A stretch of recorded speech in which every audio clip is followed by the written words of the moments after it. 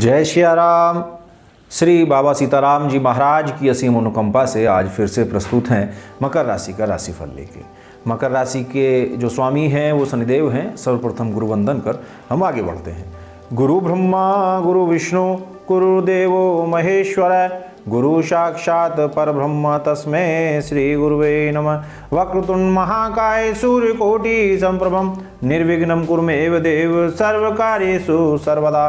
ओम ऐंगे नमः, ओम हनुमन्ते नमः, ओम रुद्राय नमः, ओम श्री कुबेराय नमः, ओम सती नमः, ओम साध्वी नमः, ओम भवप्रीता नमः, ओम भवानी नमः, ओम दुर्गा नमः। या देवी सर्वभूतेषु विष्णुमायेति शब्दिता नमस्तस्यै नमस्तस्यै नमस्तस्यै नमो नमः। शब्द और दिमाग से दुनिया जीती जाती है, दिल तो आज भी दिल से ही जीते जाते हैं। माता पिता भले ही अनपढ़ क्यों न हो, लेकिन शिक्षा संस्कार देने की जो क्षमता उनमें है वो दुनिया के किसी विद्यालय में नहीं। उबलते हुए पानी में जिस तरह प्रतिबिंब नहीं देखा जा सकता, उसी तरह क्रोधाग्नि में क्रोध की स्थिति में सच को देखा नहीं जा सकता। शांत रहें, आगे बढ़ें।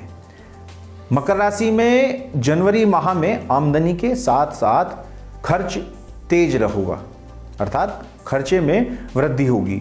इस अंग्रेजी नववर्ष में कारोबार बढ़ाने का योग बन रहा है, परंतु थोड़ा सा सावधानी बरतने की आवश्यकता है।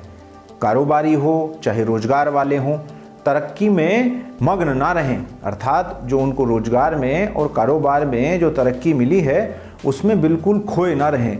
अपने विरोधियों से सावधान रहें, उनके कारण मन में आपके में खिन्नता आएगी।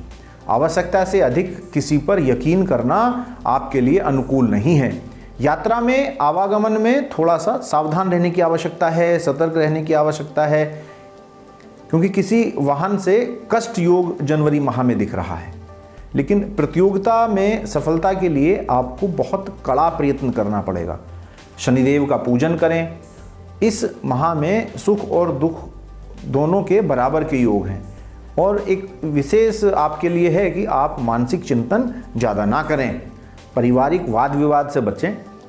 पारिवारिक जो तालमेल है उसको बनाकर रखें, जिससे वाद विवाद ना रहे। मकर राशि के लिए हम उपाय भी बताते हैं। सबसे पहले इस शिक्षाप्रद कहानी से हम कुछ सीख लेते हैं। कहते हैं भगवान किसके दास होते हैं। वृंदावन में एक भक्त बिहारी जी के दर्शन के लिए गया, लेकिन उसको बिहारी जी के दर्शन नहीं हुए। बहुत सारे लोगों ने दर्शन किए और कहा अरे बिहारी जी तो सामने खड़े हैं, पर वह कहता है भाई मेरे को नहीं दिख रहे। इस तरह 3 दिन और 3 रात प्रयास करने के बाद भी उसको दर्शन नहीं हुए।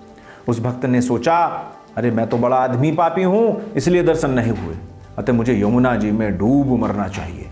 ऐसा विचार कर यमुना जी की तरफ बढ़ चला। वहाँ यमुना जी के घाट पर वर्षों से कोढ़ी सोया करता था। अचानक उसको भगवान ने स्वप्न में कहा कि अभी जो व्यक्ति यहाँ पर आएगा, उधर वो भक्त डूबने के लिए जा रहा था, उधर भगवान साक्षात उस कोढ़ी को स्वप्न में कह रहे थे अभी जो व्यक्ति यहाँ पर घाट पर आएगा तुम उसके पैर पकड़ लेना, उसी की कृपा से तेरा कोढ़ ठीक हो जाएगा। अचानक से उसका स्वप्न टूटा, कोढ़ी उठ बैठा। उसने देखा कि व्यक्ति सामने से धड़ाधड़ चला आ रहा है। जैसे ही वो व्यक्ति उसके पास से गुजरा, उसने आव देखा न ताव उसके पैर पकड़ लिए और कहा अरे मेरे कोढ़ को ठीक करो प्रभु। भक्त बोला अरे मैं तो पहले से ही बहुत बड़ा पापी हूँ, ठाकुर जी ने मुझे दर्शन नहीं दिए, ठाकुर जी दर्शन नहीं देते। लेकिन उस कोढ़ी ने बहुत झंझट किया, लेकिन उसने पैर नहीं छोड़ा। झंझट करते के साथ साथ भी कोढ़ी ने पैर पकड़े रहा। वो भक्त प्रयास करता रहा पैर छुड़ाने का। अंत में कोढ़ी ने कहा कि आप ये कह दो कि तुम्हारा कोढ़ ठीक हो जाए। भक्त बोला इतनी हमारी योग्यता नहीं है। उसने कहा क्यों? परंतु कोढ़ी ने बार बार अनुग्रह किया, बार बार आग्रह किया, तो उसने कह दिया जाओ तुम्हारा कोढ़ ठीक हो जाए। उसने इतना कहा और उसका कोढ़ दूर हो गया।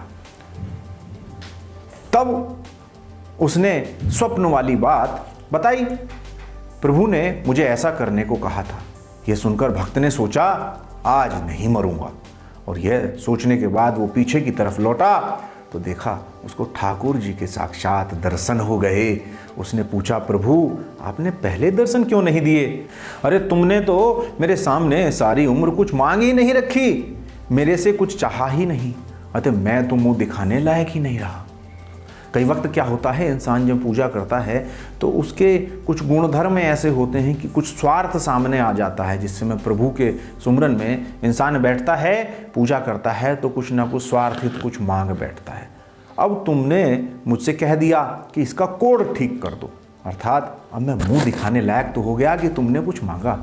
इसका अर्थ है कि जो कुछ भी नहीं चाहता, जो कुछ भी सत्य कर्म करते वक्त इच्छा नहीं रखता, भगवान स्वयं उसके दास हो जाते हैं। प्रभु हनुमान जी ने भगवान का कार्य किया तो भगवान उनके ऋणी हो गए।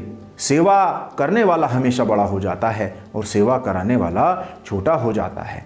इसके बाद में हम लोग आपको अगली राशि में रामचरितमानस के अंदर ये जो हमने शब्द कहे हैं, इसके लिए एक चौपाई भी रामचरितमानस में तुलसीदास जी ने कही है, वो हम आपको बताएंगे। आप हमारे YouTube चैनल को लाइक और सब्सक्राइब करते रहिए। मकर राशि के लिए अभी हम आपको उपाय बताते हैं कि घर में अंधेरी जगह पर 12 बादाम शनिवार को रखें। शनिवार को उड़द की दाल की खिचड़ी बांटें।